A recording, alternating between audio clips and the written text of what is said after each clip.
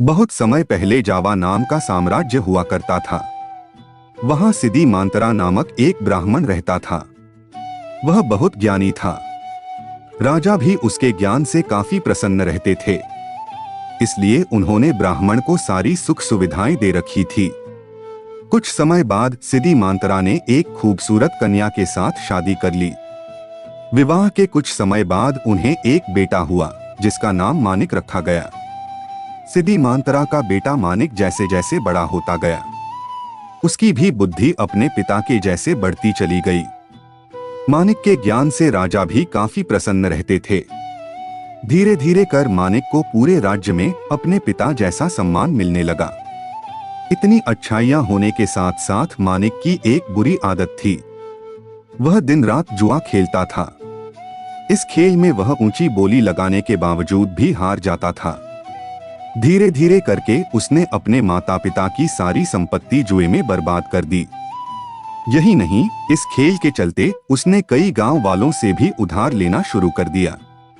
यह सब देख उसके माता पिता काफी दुखी रहते थे। लाख कोशिशों के बावजूद भी वे अपने बेटे के इस गंदी आदत को नहीं छुड़ा पाए। एक दिन गांव के लोगों ने मानिक से अपने उधार चुकाने के लिए कहा। मानिक तुरंत अपने पिता के पास पहुंचा और कहा, पिताजी मेरी मदद कीजिए। आप तो इतने ज्ञानी हैं, कृपया कर मुझे कुछ रास्ता बताइए। सिदी मांतरा से अपने बेटा का यह दुख देखा नहीं जा रहा था। वह अपने पुत्र को दुखी देख बहुत व्याकुल हो रहे थे। एक दिन ब्राह्मण सिदी मांतरा ने तय किया कि वह आसपास के गांवों में भी जाकर पूजा पाठ कराएंगे और अपने बेटे के उधार को चुकाने की कोशिश करेंगे।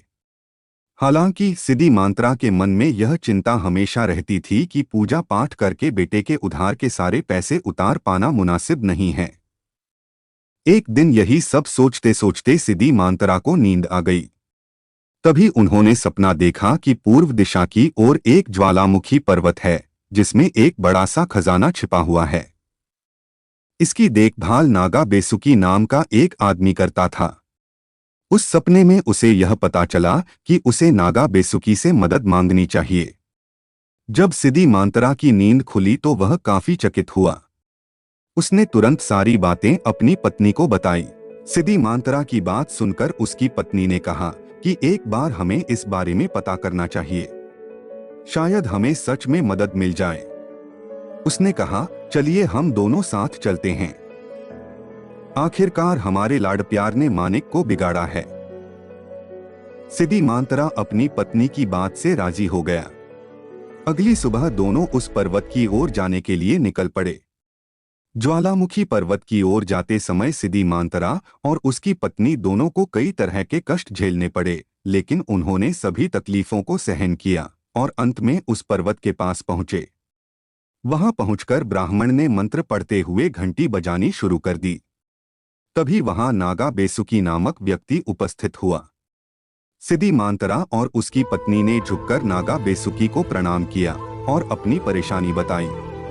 नागा बेसुकी शांत होकर उनकी बातें सुन रहा था। उसे पता था कि ब्राह्मण सिदी मांतरा बहुत ज्ञानी और भगवान के बहुत बड़े भक्त हैं। वह अपने पुत्र के कारण काफी कष्ट में है। इसलिए नागा बेसुकी ने उनकी मदद के लिए अपने शरीर का एक हिस्सा झाड़ा, जिससे ढेर सारा धन, जेवर और सिक्के की बरसात होने लगी। इसके बाद नागा बेसुकी ने सिदी मांतरा से कहा, हे ब्राह्मण, आप अपनी जरूरत के हिसाब से धन ले जाएं। इतना कहते ही नागा बेसुकी वहां से गायब हो गए।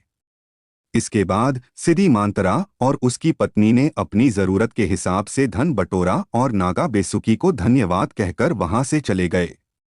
इधर अपने घर पर माता पिता को न पाकर मानिक बहुत चिंतित हो रहा था। दरअसल आधी रात को कभी भी उसके माता पिता घर से बाहर नहीं जाते थे। उसे डर था कि उसके माता पिता उसके कारण किसी मुसीबत में न फंस गए हो, क्योंकि उन्होंने उसे वचन दिया था कि जब तक वे उसके उधार चुकाने के लिए कोई व्यवस्था न कर ले वह घर नहीं लौटेंगे। तभी अचानक दरवाजे पर खटखट की आवाज सुनाई दी। मानिक दौड़कर दरवाजा खोलने पहुंचा। उसने देखा कि उसके माता पिता लौट आए थे। यह देख वह बहुत खुश हुआ। उसने तुरंत उनसे पूछा कि वे कहाँ गए थे, लेकिन उन्होंने मानिक के प्रश्न को टाल दिया और उससे दूसरी बात करने लगे। अगली सुबह उन्होंने मानिक को ढेर सारा धन दिया और कर्ज चुकाने के लिए कहा। अपने माता पिता के पास इतना सारा धन देखकर मानिक को काफी आश्चर्य हुआ। उसने उनसे पूछा कि इतना सारा धन कहाँ से आया, लेकिन उन्होंने उसे कुछ नहीं बताया। अंत में मानिक को अपनी गलती का एहसास हुआ और उसने अपने माता पिता से माफी मांगी और उन्हें